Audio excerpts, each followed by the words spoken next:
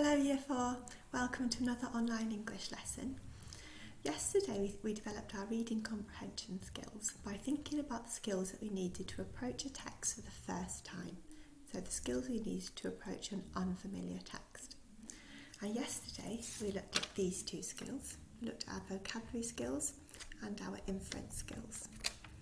We thought about the skills that we needed to figure out what a new word meant, or perhaps it was a word that we'd met before but not in that context. So we used clues in the text to work out what it meant. We also used our inference skills to work out why a character chose to behave the way that they did and to think about the character's motives for doing so. So today we're going to look at two more skills linked to reading comprehension. We're going to carry on with our vocabulary work, think about the meaning of different words that we could use to describe the characters today. And we're also going to think about our explanation skills. So thinking about why we think the way we do and how we can support our ideas using information from the text. So just to recap, this is the acronym that we use in school to think about the skills we need to know, the skills we need to be able to use when we're looking at a text for the first time. V stands for vocabulary, I stands for infer, P stands for predict, E stands for explain, R stands for retrieve, and S stands for summarise. And altogether it says Vipers. Okay. So we're going to be looking at this text again in our home learning packs. It's the same one as yesterday. And just to start, I'm going to read the text back to you. They had lived there for as long as he could remember. Generations and generations passed, but very little changed. They kept themselves to themselves, hidden away from the world. Solitary, peaceful, different. They enjoyed staying out of the limelight. They enjoyed letting others be the centre of attention. They were strange folk in a way, small and strange. However, they were also very, very interesting. These small folk were entirely unique, as you are about to find out. Thank you for listening. Yesterday we looked at some words that we met for the first time. One of those words was solitary, from this sentence here. Solitary, peaceful, different. They enjoyed staying out of the limelight. And we decided that solitary meant that a person or an animal liked to stay away from other people and spend time by itself. Another word that we looked at was unique. And that came from this sentence here in the second paragraph. These small folk were entirely unique, as you are about to find out. So they were 100% unique. That was a really important part of their characteristic, and the author wanted us to know that. So we've got this picture here. They were one of a kind, different and one of a kind. And our third word that we looked at was generations, from the second sentence in our text. They had lived there for as long as he could remember. Generations and generations passed, but very little changed. So these people had lived in that house for a really, really long time, as long as the author could remember, and very little had changed over the generations that they lived there. Okay. Would you like to just remind yourself of the three words that you found in the text, and see if you could use some clues from the text to figure out what those words meant? Just pause the video now and have a think. Thank you for thinking about the three words that you hadn't met before, and for using the clues from the text to figure out what they meant. Today we're going to think about some more vocabulary skills. We're going to be thinking about words that we could use to describe the little people who live in the house. So far we don't know very much about them. We know that they lived there for a very, very long time, for generations and generations. We know that they're solitary, they're peaceful, they're different. We know that they're unique, and that's an important characteristic, because the author has said they're entirely unique. And we know that they're very interesting. The author says, however, they were also very, very interesting. So what we're going to do, we're going to play a bit of a game. I've got a whiteboard here with a treasure chest for words that we do think will describe the little people, and a trash bin for words that we don't think will describe them. So we're going to look at some adjectives. We're going to decide if they are treasure or trash, based on what we know from the text. Okay, let's look at the first one. Our first word is miniature. We could describe these people as miniature people. Could you pause the video here and either point to the trash bin or to the treasure chest to decide where you would put the adjective miniature? Thank you. I wonder if you put the adjective miniature in the treasure chest. Because if something's miniature, it's really, really small. And we know that these people were small because they live in a house in the hill. And it says that they were strange folk in a way, small and strange. So we're told by the author that they are small people. So they must be miniature people. Yesterday we thought they might be vulnerable to being eaten by predators because they are so small. So we could put miniature here in the treasure chest. It's an adjective that we could use to describe the little people who live in the house. Let's have another look at another one. Dangerous. Dangerous. Could you pause the video and either point to the treasure chest or the trash bin to decide where you would put the adjective dangerous? That's interesting. I wonder if you put it in the trash bin. I thought it could go in the trash bin because actually, how can they be dangerous if they're really tiny? And also, they're solitary. So they want to be alone. They stay out of the limelight. They don't bother anybody. They don't draw attention to themselves. So they're unlikely to be the predator. They're much more likely to be the prey that the predator tries to get than they are to be the predator. So I don't think they could possibly be dangerous.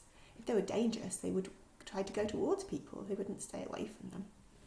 I'm going to put this one in the trash bin. Let's have a look at another one.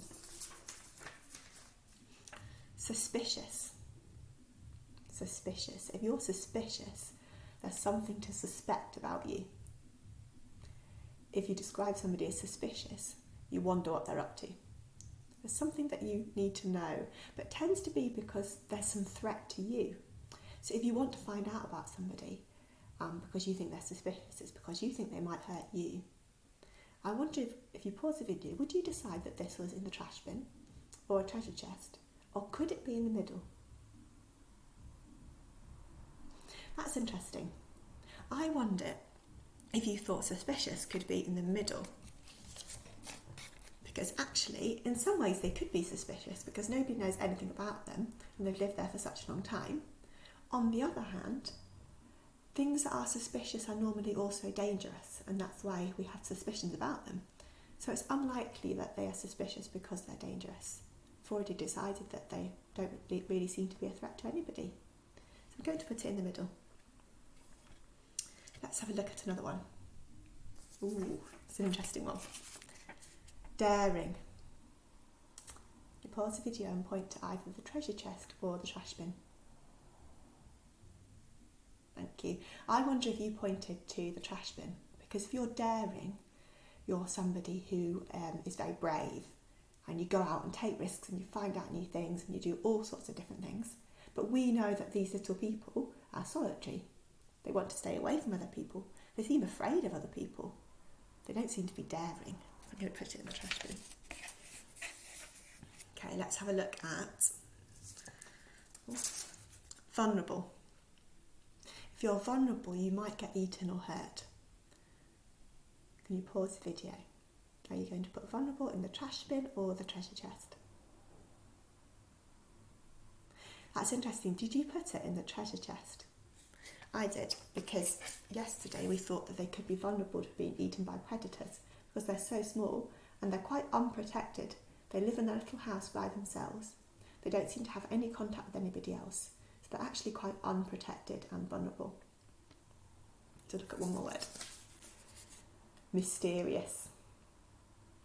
You pause the video and put mysterious in the treasure chest or the trash bin. That's interesting. Did you go for the treasure chest? I did. They're definitely mysterious. Absolutely. They've lived there for generations and generations. Nothing's changed, but nobody knows anything about them, apart from the fact, obviously, that they're solitary and that they're different. So actually, they must be mysterious. They're 100% mysterious. Okay, thank you very much for looking at the video and playing the game so sensibly. we've been thinking about our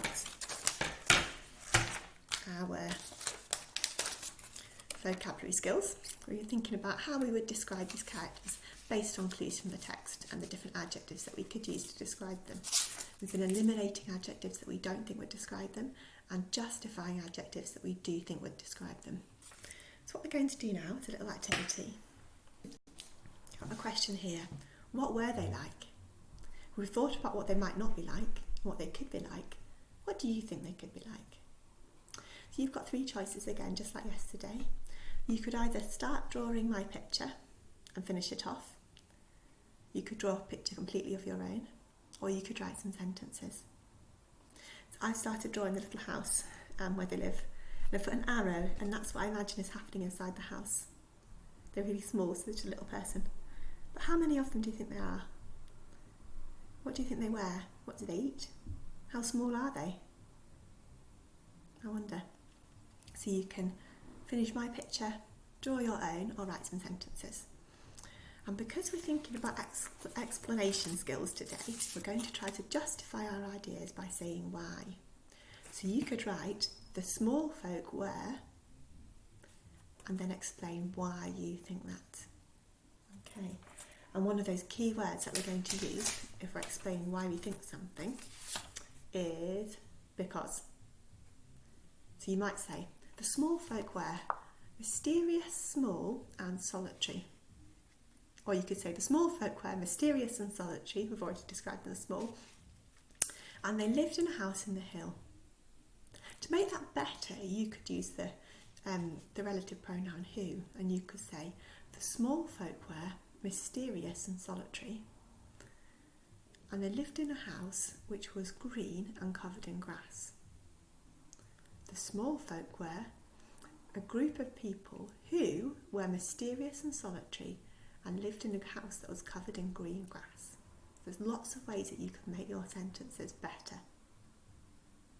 Okay, just pause the video here and choose to either do a drawing or write some sentences to explain what you think these little people were like. Thank you very much for doing the activity. If you ask your parent or carer's permission, you could send a message on Class Dojo to let me know what you think the little people were like. Okay, let's just think again about the skills that we've learnt today. So we've been thinking about vocabulary and explanation skills. So we've been looking at the text, thinking about words that we would use to describe the characters and explaining why we would choose to use those words. Well done everybody. Thank you for trying so hard, and I'll see you tomorrow for another online English lesson. Bye.